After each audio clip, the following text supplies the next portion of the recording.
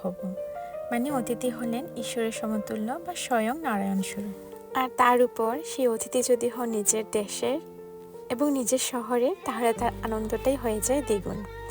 আজকে আমরা অতিথি রূপে পেয়েছি দীপন, আমাদের ভাগ্নে, আর তার বউ, আমাদের মিষ্টি বৌমা পিঙ্কি। আর এই হচ্ছে দীপন, আপনারা ওকে চেনেন অনেকেই, ও খুব সুন্দর সুন্দর ভিডিও বানায়। আর ইনি হলেন আমাদের লাউতের ছুর্দি, ওনাকে তো সবাই চেনেন, আয়ুষ অগ্র। আর আমাদের আদরের ছোট্ট নাতনি, ও খুবই কিউট মিষ্টি একটা মেয়ে, দর্শিনী। এই যে ওর দাদুর কুলে খুবই আনন্দ করছে, ওর দাদু তো ওকে পেয়ে খুবই খুশি। আমরা যারা বিদেশে থাকি, আমরা সম্পর্কের গুরুত্বটাকে অনেক বেশি প্রাধান্য দিতে শিখে গেছি। কারণ বছরের পর বছর দেশের বাইরে ভিন্ন কালচার, ভিন্ন ভাষা, সব কিছু আলাদা একটা পরিবেশে থাকতে থাকতে আমাদের দেশের প্রতি টান, দেশের মানুষের প্রতি টানটা অনেকটাই বেড়ে যায়। আর ঠিক তখন যখন দেশের কাউকে পাওয়া যায়, তখন কিন্তু মনটা অনেক বেশি খুশি হয়ে যায়, সেটা আমি ভাষায় বলে প্রকাশ করতে পারবো না। তো একটা কথা আমি একটু সাজেস্ট করব আমার দেশের মানুষের উদ্দেশ্যে। আপনারা যারা দেশের ভেতরেই আছেন, হয়তো কিছু সময়ের ব্যবধানের দূরত্বে আছেন, আপনারা সবাই যাবেন, একে অপরের বাড়িতে বেড়াতে যাবেন, ফোন করবেন, তাহলে দেখবেন খোঁজখবর রাখলে সম্পর্কটা আরও বেশি ভালো হবে, একে অপরের প্রতি টানটাও আরও বাড়বে।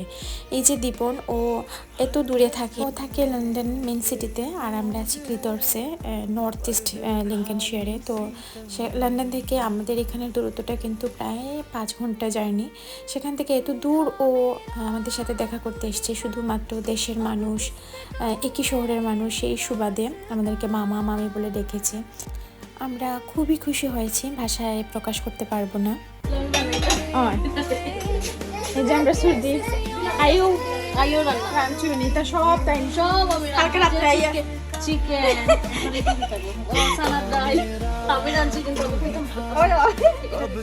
মাছ মাছ আর এটার মধ্যে ভাত রাঁধছি কালকে রাত্রে এই সপ্তাহ রান্ধে দিয়া গেছে। আর আমার আলু ভাজা করা কত কিছু আমি রাঁধছি, এখন তুমি আবার কি রান্না করো? এটা হচ্ছে চা খাই একটু গরম করতেছি, দেখছি এটা কিছু না। এক আলু ভাজাটা শুনে আপনি বানাই, এখন আমিও বানাই। তুমি লবণ মরিচ দিলে, আমি সে আলু তেল দিছিলাম। এবার আপনাদের সাথে শেয়ার করি আমি রাতের খাবারে কী কী বানিয়েছিলাম। আমি রাতের খাবারটা তাই একটু ডিনারটা সিম্পল রাখার চেষ্টা করেছি। তো আমি বানিয়েছিলাম ডালের বড়া, আলু ভাজা, mixed vegetable rice, king prawn bhuna. প্রথমে ভেবেছিলাম মাছ রান্না করব না, কিন্তু বাঙালি বাড়ির খাবার আর মাছ হবে না, সেটা তো হয়ই না। তাই কাতলা মাছ দিয়ে আমি একটা তরকারি বানিয়েছিলাম নিজের মন মতো, আর ওইটার নাম দিয়েছিলাম আমি কাজু কাতলা, যেটা খেয়ে পিঙ্কি বলছিল যে মনে হচ্ছে বিয়ে বাড়িতে খাচ্ছি। আর এত সুন্দর একটি কমপ্লিমেন্ট পেয়ে আমার মনটা খুবই খুশি হয়ে গিয়েছিল। আর ছিল মাংস, আর শেষ পাতে ছিল দই মিষ্টি। দইটাও কিন্তু আমি নিজের হাতেই বানিয়েছিলাম। তো বাচ্চারা বাইরে একটু খেলাধুলা করছে, তারপরেই আমি খাবার দিয়ে দেব।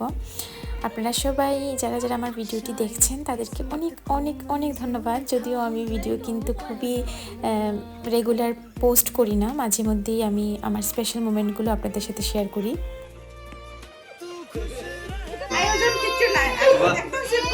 বেতালা খানি দেখি, বেতালা খানি হইছে যে বড় বড় ইসা দিছ। বাবা এখানে একটা কম্পিউটার টিকে দাও, আমি দিকে তারে হাইট চেক করে দেব।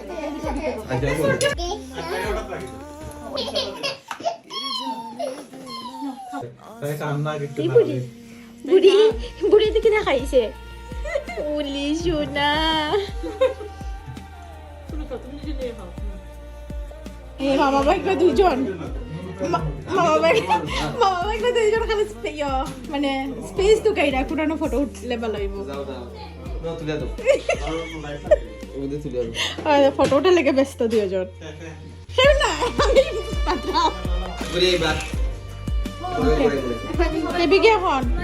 এখন নেইবে বুঝি না মিল্কি বৌদিরা আর একটা হাত দিলা। Bye bye bye Let's go. Bye bye bye bye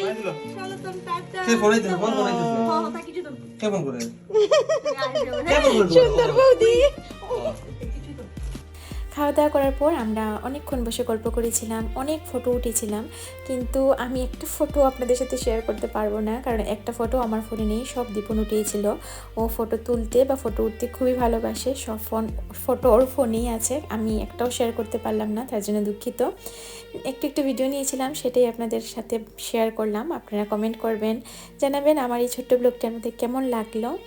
আর দীপন, পিঙ্কি তোমাদেরকে বলবো আবারও আসবে, খুব ভালো লেগেছে, খুব সুন্দর সময় কেটেছে।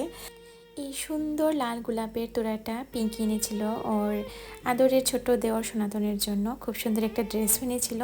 সবাই ভালো থাকবেন, আজকের জন্য এতটুকুই, টাটা।